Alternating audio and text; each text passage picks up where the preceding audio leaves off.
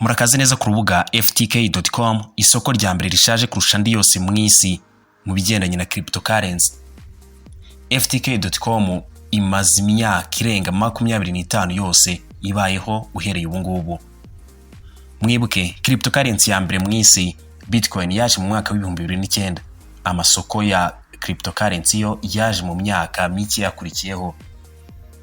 Kuri FTK ntagomba bibamo, buri munsi ugenerwa sigino za Bitcoin irenze imwe. Iyo ushoye urunguka, bafite kitwe ngo ni saving, naho urabitsa ukungukirwa. Bafite ibintu byinshi cyane bigiye bitandukanye. Iyo utumiye inshuti ushobora kuba umumiliyoneri mu gahe gato cyane. Ese koko ibi byaba ari byo? Tugiye kureba ukuri kose kwishi nyuma y'uru rubuga, turebe imikorere yarwo ndetse niba rwizewe ku buryo nawe ushobora kuba warukoresha.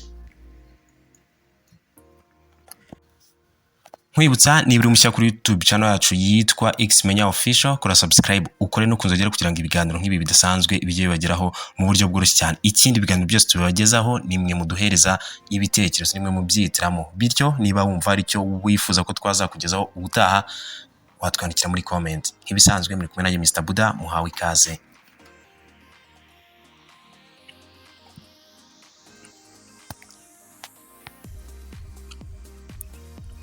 Mbere na mbere, FTK ni iki? FTK ni urubuga cyangwa se isoko ricururizwaho imitungo mvunjwafaranga idafatika, crypto assets niko bigaragara. Iyo ugiyeho nyine ubona za cryptocurrency zikunzwe: Bitcoin, Ethereum, Ripple, Litecoin, Cardano, Dogecoin n'izindi nyinshi cyane zigiye zitandukanye. Ikindi nyine bakwereka uburyo ushobora kuba wacuruza, uko ushobora kuba washora mu byitwa ngo ni saving, ndetse n'ubundi buryo bw'ibyitwa ngo na staking. Iyo ugenda nyine umanuka ukihagera ugenda ubona bimeze bitya. Urikona ko iyo ukomeje umanuka nyine ugenda ubona ibyo bafite. Hano ushobora no gukurura cyangwa se kumanura application yabo wifashishije Apple Play Store cyangwa se Android, ukaba basura ku mbuga nkoranyambaga zabo, hanyuma ukavuga ko bafite n'amamiliyoni y'abantu akoresha nyine izi service zabo. Gusa wenda nta mamiliyoni bafite, nyamuneka uko twabibonye. Hanyuma ushobora gukora deposit, ushobora kujyana muri index game, ni nabwo buryo ukoresha bariya bakoresha izi signal zitangwa za BTC game wheel. Nabonye bafite ibintu bijya kumera nk'urusimbi cyangwa se gutega, nabyo wenda turaza kugenda tubivuga. Hanyuma savings naho ahantu ushobora gushyiramo amafaranga, yaba ari flexible n'ibindi. Hano dufite USDM futures, murabyumva nyine ko ari bigendanye na futures trading. Hano tukagira options, hano tukagira spot. Hano nyine ni ya mikino igiye itandukanye. Hano ni savings, hano ni spot. Yuje hano ubona byinshi cyane, umwirondoro wawe n'ibindi bintu ushobora gukora kuri account yawe. Uko niko urubuga rwose rumeze. Wenda mukanya byinshi turagenda tubijyamo kimwe ku kindi. Hanyuma rikaba wenda tubanze tumenye igihe urubuga rwaziye ndetse n'abantu bashobora kuba bararuzanye.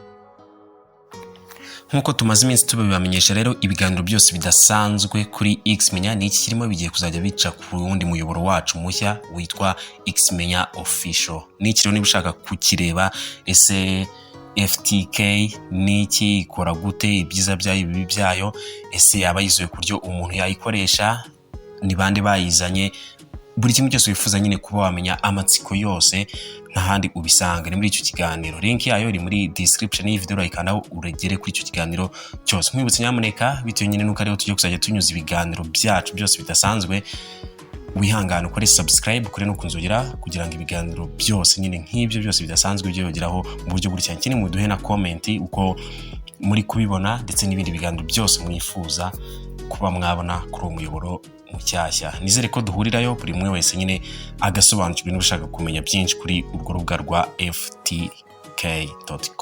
Murakoze cyane, duhurireyo.